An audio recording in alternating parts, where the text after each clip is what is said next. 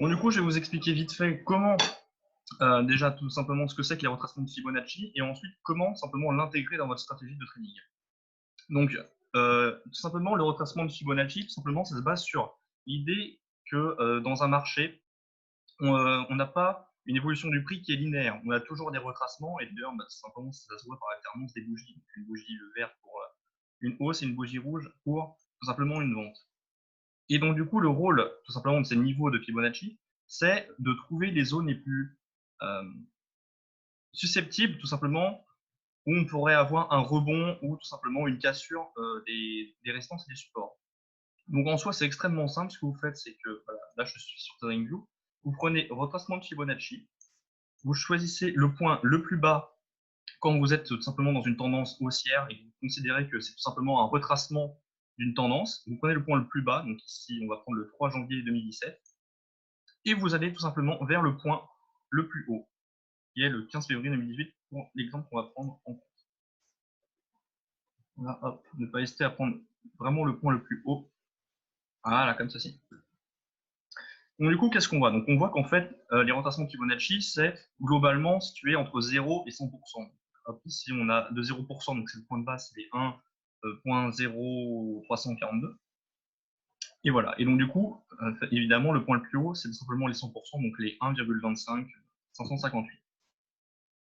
Et donc, du coup, si jamais, simplement, on zoome un peu plus, qu'est-ce qu'on voit? On voit que chaque palier, on voit ici donc les 0,236, les 0,382, les 0,5, les 0,618, etc., sont tout simplement des zones où on voit bien qu'il y a simplement une résistance ou un support.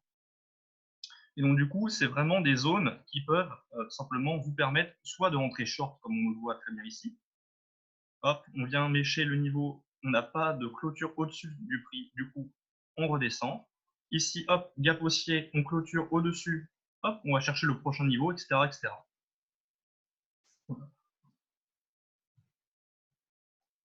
Ensuite, on a également ce qu'on appelle...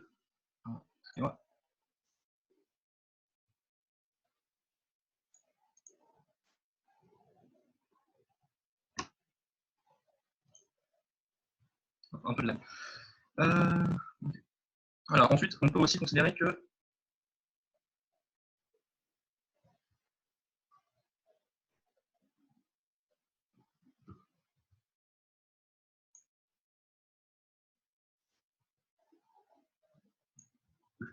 est-ce que tout le monde m'entend encore?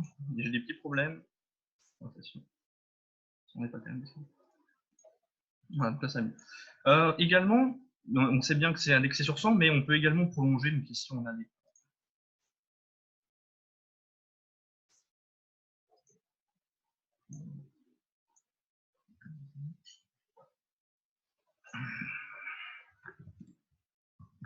Voilà. Vous m'entendez mal?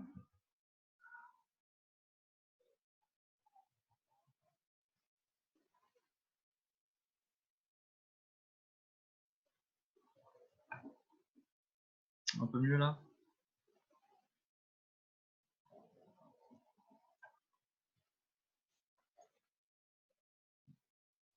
On est un peu... Je vais essayer de récupérer un peu de RAM.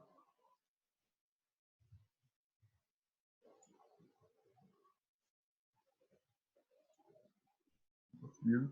Bon, on va continuer comme ça et puis si besoin, on fera autrement. Nickel là? C'est bon? Jeff, c'est bon? Tu m'entends? Ah, ok, super. Donc du coup, on en était sur le fait que les rotations de Fibonacci, donc c'est bien de 0 à 100, mais on peut également considérer qu'on a une extension. Donc voilà, ici, les 1.618.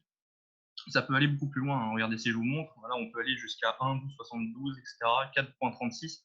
Voilà, mais c'est des niveaux qui sont vraiment à utiliser si jamais vous travaillez sur des petites time frames, notamment du M1 par exemple.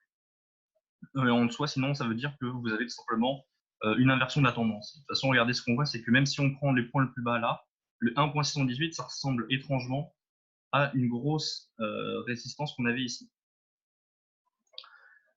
Ça, c'est uniquement quand on est en tendance haussière. Quand on est en tendance baissière, ce qu'on va montrer exactement ici, hop, là, par contre, ce qu'il faut faire, c'est que vous partez du point le plus haut de la période qui vous intéresse et vous allez chercher le point le plus bas. comme ceci. Alors, voilà, donc là on part de là. Qu'est-ce qu'on voit? On voit que paf, le niveau est totalement explosé. Ici, il n'y a même pas de tentative de test et tout ça, c'est on casse directement le palier. Hop, on réintègre ensuite, on revient tester le palier en dessous, etc., etc. Donc on voit que ici, c'est vraiment une résistance, un support pardon, qui tient bon, et que dès qu'on casse, hop, on traverse tous les niveaux, on traverse 2 niveaux, et hop, on revient chercher le niveau -1. Donc c'est ça la force de Fibonacci, c'est que finalement, vous aurez toujours au moins un ou plusieurs retracements quand vous cassez une de ces zones. Voilà. Et comme par hasard, bah voilà, hop, ici on voit bien, hein. Là qu'on clôture, ça marche pas. Également, ce qui peut être intéressant, c'est tout simplement de vous servir également de tout ce qui est données macroéconomiques, événements des banques centrales, etc. Puisque c'est souvent lors de ces événements-là qu'on a tout simplement une cassure des paliers, hein. Regardez. Quand on a des grosses bougies comme ça et que ça casse d'un coup, c'est que en général, c'est les banques centrales qui vont publier des taux qui ont surpris les investisseurs, etc., etc. Donc ça peut vraiment vous aider. Maintenant, si on devait faire tout simplement une analyse complète sur une paire, donc on va prendre ici euro-USD. Donc, comment est-ce qu'on pourrait faire? Déjà, tout d'abord, tout ce qui est bien avec Fibonacci, c'est que tout simplement, c'est pas en soi un véritable indicateur technique, mais plutôt un indicateur ce que j'appelle graphique. C'est-à-dire que vous pouvez très bien le combiner, si jamais vous connaissez toutes les figures chartistes, vous pouvez très bien vous en servir et ça marche parfaitement bien avec tout ça. Donc là, par exemple, j'ai retracé certaines trendlines qui sont intéressantes. Et donc, du coup, on voit bien qu'à chaque fois que la trendline, elle passe par ces points, derrière, il y a le niveau de Fibonacci qui est nouveau. Donc maintenant, si on devrait faire l'analyse tout simplement pour la semaine qui arrive, qu'est-ce qu'on a? Tout simplement, on voit que le prochain palier de Fibo, il est situé à 1.0863. Donc ça veut dire que là, actuellement, on a clôturé semaine dernière à 1.1017, sachant qu'on avait une sorte de petite résistance support à 1.1020, donc c'est assez complexe. Et on voit qu'on a ensuite toujours cette droite de tendance baissière qui part du 25 juin et qui rattrape tous les plus hauts de la période. En même temps, on avait aussi une forte droite de tendance baissière, hein, que vous voyez ici, et qui a servi, hop, regardez ici, hop, point de support, pile exactement au niveau de Fibonacci, hop, point de support, etc. Hop, ensuite, on peut également utiliser le RSI en complément, RSI de période 14, qui du coup permet, regardez, hop, on va se prendre ici. Vous voyez qu'on a un RSI en niveau de 50 et que paf, on vient casser. Ce qui marche aussi bien, bah, c'est tout simplement les techniques que vous connaissez sur le RSI, hein, donc, tout simplement les droites de tendance, les canaux, etc. Tout ça, ça peut vraiment vous permettre de tout simplement bien orienter votre stratégie. Maintenant, on va tout simplement passer aux indices, à moins que vous ayez certaines questions.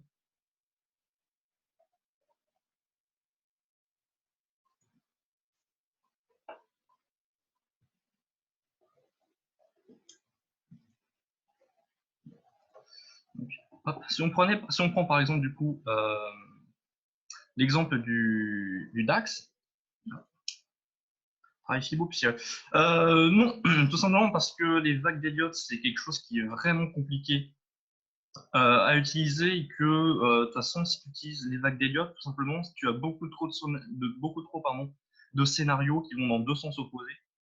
Et du coup, c'est vraiment un gros piège. Elliott, c'est vraiment beaucoup de pratique et il faut faire beaucoup d'erreurs pour réussir. Je connais très peu de gens qui tradent avec Elliott, mais beaucoup qui utilisent Fibonacci. Et c'est d'ailleurs pour ça que tu le retrouves sur simplement beaucoup de graphiques de traders professionnels que tu peux trouver sur Twitter ou sur TradingView par exemple.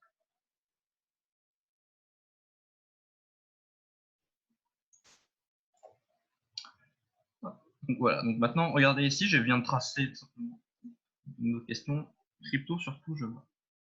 Oui, oui, sur un crypto, c'est extrêmement utilisé, tout simplement parce que tu as des paliers qui sont vraiment beaucoup travaillés. En ce moment, la crypto, ça range pas mal, et donc du coup, c'est vraiment très utilisé à ce niveau-là.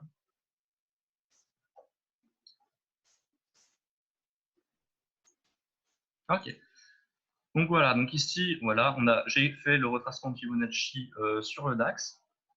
Donc j'ai pris en point le plus haut, j'ai pris tout simplement le point de janvier 2018, qui correspondait tout simplement à un plus haut, à son plus haut historique. Et j'ai pris le point le plus bas en décembre 2018, quand on a eu la Fed qui avait maintenu ses taux, donc ils avaient augmenté, qui avait augmenté ses taux, qui du coup avait provoqué tout simplement une grosse vente en 3 jours, 1826 à 1280, c'est quand même une sacrée chute. Donc là, du coup, je pars sur l'idée que, vu qu'on n'a pas fait de plus haut historique comme on a pu le faire sur les indices américains, on est tout simplement dans une période de retracement. Du coup, qu'est-ce qu'on voit? Encore une fois, c'est que là, hop, le palier s'est fait exploser. Regardez, hop, une grosse bougie. On revient travailler le niveau à peu près quasiment une fois. Hop, là, on retente, et là, hop, on part. Tac. Ici, phase de consolidation. Hop, on revient sur la trendline de vente, tout simplement de juin 2018. Hop, et on repart à la hausse. Encore une fois, phase de consolidation, on remonte. Ici, on voit l'indécision des acteurs. Hop, on vend. Hop, on tente de regagner ce niveau, ça repasse pas, etc., etc. Et donc voilà, encore une fois, on voit très bien que les trendlines, comme par hasard, on a beaucoup de points d'appui des trendlines qui marchent très bien. Hop. Et puis d'ailleurs, regardez, si vous regardez bien, le RSI, à chaque fois qu'on atteint simplement une des zones de retracement, on a un RSI qui commence vraiment à aller chercher les plus bas. Hop, et maintenant, ce que vous avez vu jusque-là, c'était les niveaux qu'on considère comme classiques. C'est-à-dire que c'est les niveaux qui sont utilisés par à peu près toutes les grosses entreprises privées qui font de l'investissement, etc. Donc maintenant, hop, ce que je vais vous montrer, on va cacher les droites tout simplement, c'est que si vous regardez bien les prix, c'est que des fois, on a vraiment des zones où du coup, il faut vraiment attendre longtemps avant de pouvoir se placer sur simplement la paire de devises que vous souhaitez trader. Donc là, par exemple, voilà, on voit qu'entre 0,5 et 0,618, on a quasiment 400 points d'écart. En petit Fibonacci. Le Fibonacci, tu peux l'utiliser sur toutes les time frames. Tu peux l'utiliser en M1, en M5, en weekly, en monthly, en H1. C'est juste à toi de choisir la période sur laquelle tu veux prendre le point le plus haut et le point le plus bas. C'est tout.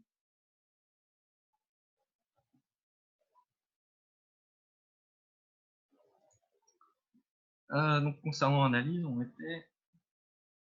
Voilà, donc oui, donc ça c'est les paliers institutionnels, on va dire. Mais il y a également d'autres paliers qui peuvent être utilisés. C'est tout simplement, voilà, les paliers, tout simplement, on peut faire tout simplement la moyenne des deux valeurs. Et donc là, on voit que du coup, je viens de tracer les 0,555,9, les 0,441 et les 0,309. Pourquoi ça? Parce que imaginons que tout simplement, eh bien, vous ayez raté l'opportunité à cet endroit-là. Du coup, ça veut dire que vous devriez attendre quasiment 400 points avant de pouvoir commencer à shorter.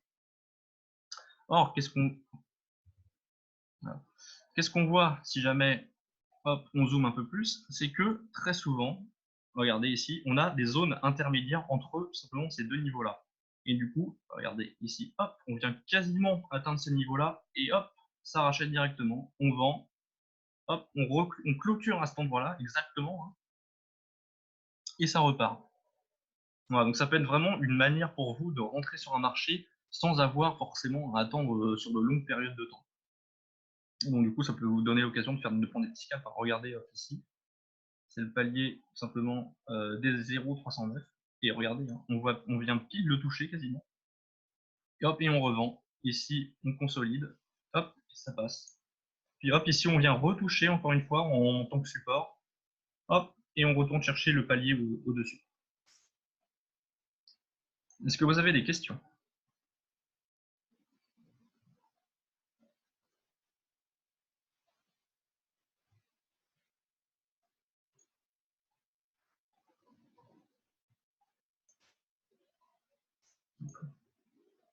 Ah, nickel. Du coup, est-ce qu'il y aura une paire sur laquelle vous voudriez qu'on tente de faire du retracement de Fibonacci pour vous montrer encore une dernière fois, ou est-ce que ça va jusqu'à présent?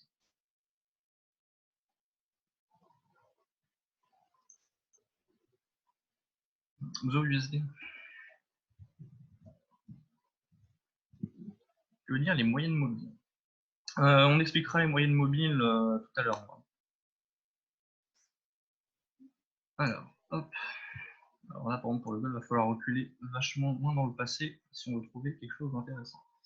Hop, on va prendre le point de 2015 et le point le plus haut. Voilà, donc là, il ne faut pas hésiter à bien zoomer, histoire d'être sûr de prendre le point le plus haut, c'est vraiment important. Voilà. Mais bah regardez, on voit tout de suite que le retracement est bon. Hop, là, hop, cassure. Hop. On voit que les prix se stabilisent autour, ça casse, etc. Hop. Deuxième, premier point de touch sur les 0,5. Deuxième point, hop, on redescend et hop là, ça casse et on va chercher le palier suivant. Hop, et puis regardez, on revient chercher les 0,5. On tente de reconquérir les 0,78, ça passe pas, on retourne sur les 0,5, etc., etc. Donc maintenant, concernant le gold, si on devait faire une analyse tout simplement, c'est qu'on voit que là, il est perdu au milieu de nulle part, il est perdu entre les deux zones. Et on voit aussi que les 1485 que Marwan avait donné la semaine dernière ont tout simplement très bien réagi. C'est vraiment été une zone de support très importante. Le plus bas de la semaine dernière, c'était 1483. Donc là, qu'est-ce que je ferai avec le gold? C'est tout simplement, j'attendrai des signaux clairs, puisque si on se base simplement sur le plan fondamental, c'est extrêmement compliqué en ce moment. On a beaucoup d'informations simplement opposées qui arrivent. Et c'est vraiment pas la meilleure période pour trader l'or. Surtout que voilà, les 1550, on n'arrive pas à y retourner. Les 1485, ça tient toujours. Et globalement, voilà, on est bloqué entre les 1520 et 1585, globalement. Donc pour le moment, je resterai plutôt observateur, en attendant de voir si on n'a pas un catalyseur ou des données macroéconomiques qui pourraient amener le gold simplement dans une zone spécifique, parce que là, il est vraiment mis à nulle part et c'est pas bon signe du tout.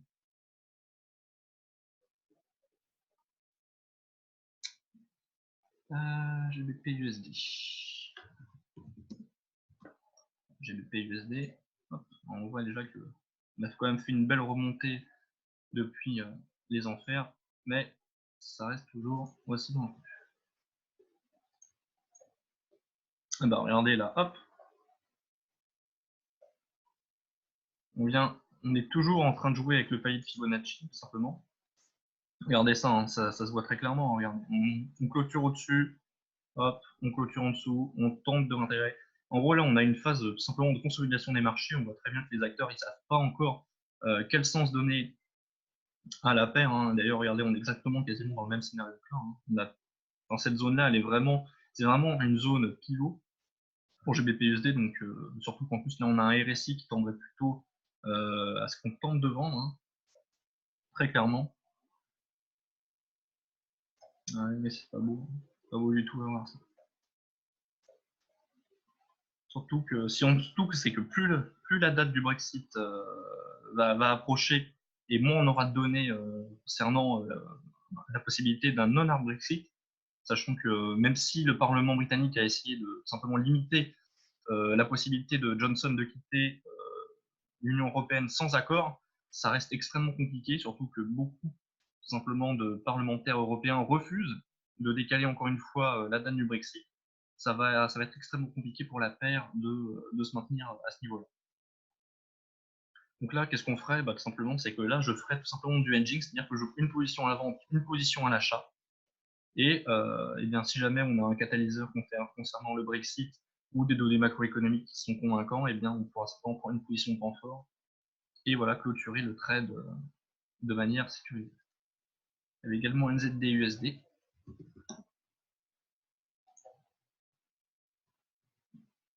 Ah bah, NZD USD, on est en plein sur simplement, regardez, hop, on approche d'une zone de support ici.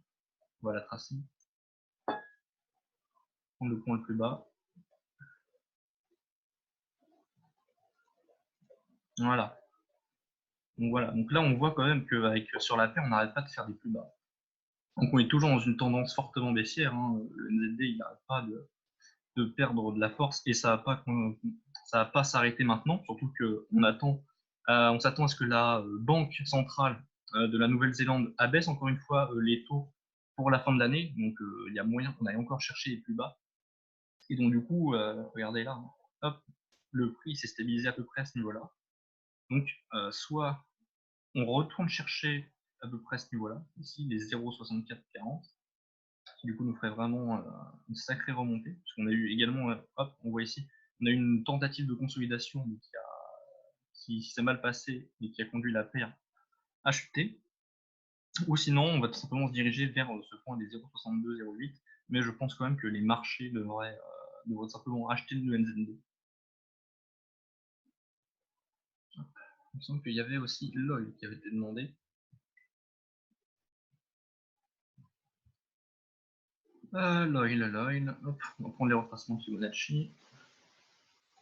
Tac, le point commun ici.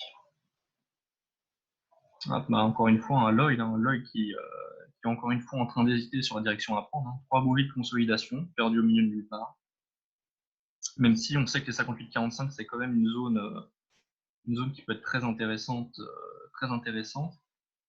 Mais le fait est que sur le plan fondamental, il faut toujours continuer à vendre, à mon sens, le pétrole, tout simplement parce que tant qu'on n'a pas de traité commercial entre la Chine et les États-Unis, on a tout simplement la demande globale, mondiale, qui restera toujours aussi faible.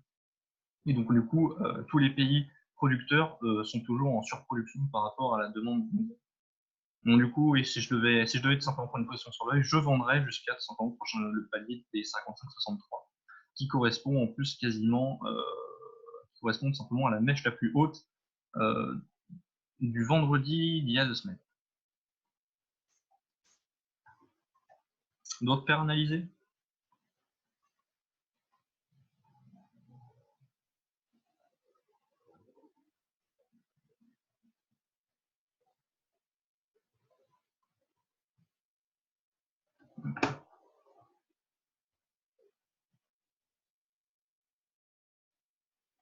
Donc, du coup, on va prendre une dernière paire pour vous montrer encore une fois comment est-ce qu'on fait, histoire que vous sachiez. Parce qu'en fait, c'est extrêmement simple d'utiliser Fibonacci.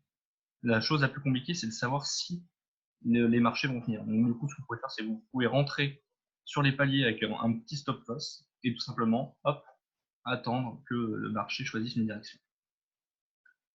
Qu'est-ce qu'on pourrait prendre comme paire? Il y a une paire qui vous intéresse en particulier pour terminer?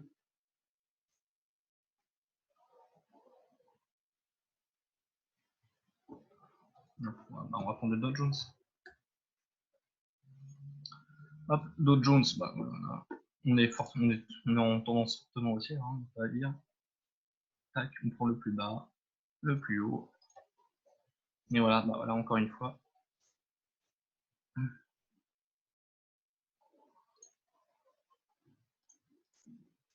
5% de Fibo d'écart pour le SL. Même pas pour les paires du Forex, je conseille de prendre 15 à 20 pips, tout simplement. Parce que, regarde, hop. Après, ça dépend de la taille. Comme si tu travailles sur du H1, 20 pips, c'est amplement suffisant. En revanche, tu travailles sur du daily, là, il faudra peut-être un peu plus élargir tes stop loss pour éviter de te faire sortir, parce que là, regarde, tu vois, on peut avoir soit on vient mécher tout simplement un peu plus, soit vraiment on a des petites bougies, etc. Pour le daily, je conseille vraiment plutôt d'utiliser du Fibonacci sur du H1, puisque du coup, vous travaillez sur des time frames que vous pouvez surveiller, et tout simplement, bah, vous avez déjà tradé, donc du coup, vous savez à peu près comment on va faire réagir, plutôt que voilà, sur des daily où il y a des zones voilà, qu'on n'a pas travaillé depuis 2-3 ans, voire plus.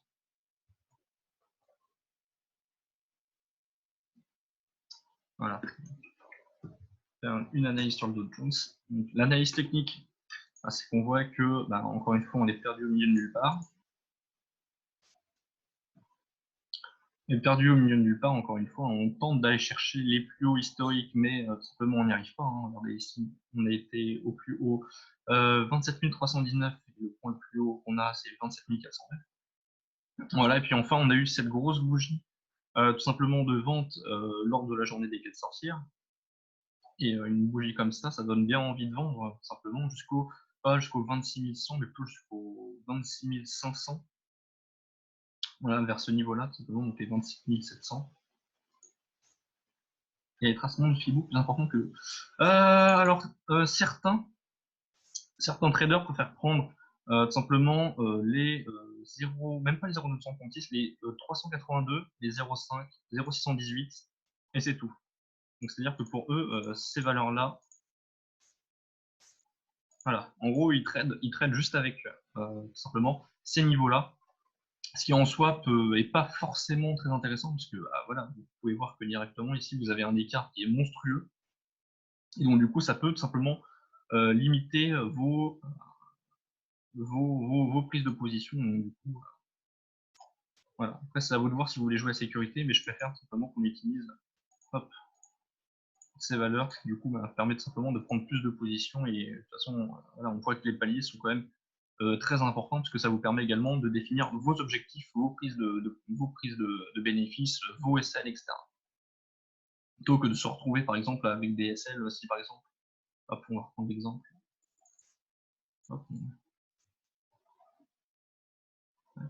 Ah, si par exemple ici tu me dis voilà, je rentre en vente ici, je mets mon SL ici, faut avoir le cœur accroché, hein, parce que c'est pas forcément bon pour tout le monde.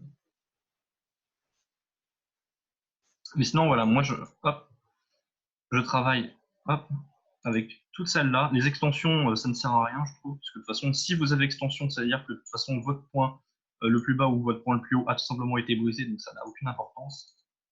Et aussi, je trade tout simplement, on va prendre l'exemple du DAX, avec tout simplement des paliers intermédiaires pour sécuriser une position plus vite. Voilà, quand ici je rentre ici, hop, voilà, je sécurise à ce niveau-là, etc., etc. Ou alors tout simplement je tente une vente à ce niveau-là, et là on voit que ça passe quand même relativement bien. Puisque c'est des zones qui, voilà, regardez, hop, ici. Là, ça a été une zone de rebond. Donc pour de bon, tu serais plutôt en vente jusqu'à 26 500. Oui, surtout que sur le plan fondamental, on a tout simplement la délégation chinoise qui devait aller visiter une ferme dans l'Arkansas. Donc voilà, donc ça en soi, ça n'a pas forcément d'importance. Mais ce qui est important, c'est que tout simplement la visite ne s'est pas faite. On ne sait pas pourquoi, mais du coup, les marchés vont interpréter ça tout simplement comme le fait que la guerre commerciale va continuer, et que surtout qu'on a eu des rumeurs provenant de hauts fonctionnaires de la Maison Blanche qui disaient que si jamais on n'avait pas un traité commercial qui était signé rapidement, les taxes pouvaient être mises en place sur tous les produits chinois.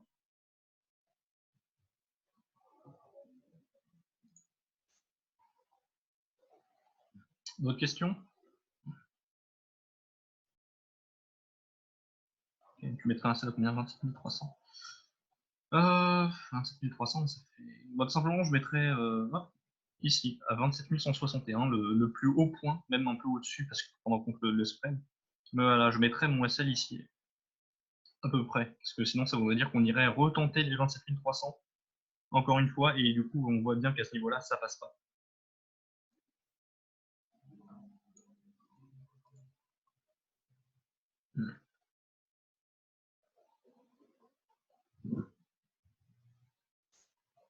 Voilà. Bon, et bien, si vous avez plus de questions, et bien, merci à tous d'avoir été là. J'espère que tout simplement vous avez réussi à comprendre l'intérêt de cette méthode. Et que simplement vous pourrez la prendre en compte dans vos analyses, et que ça vous aidera tout simplement à encaisser pas mal.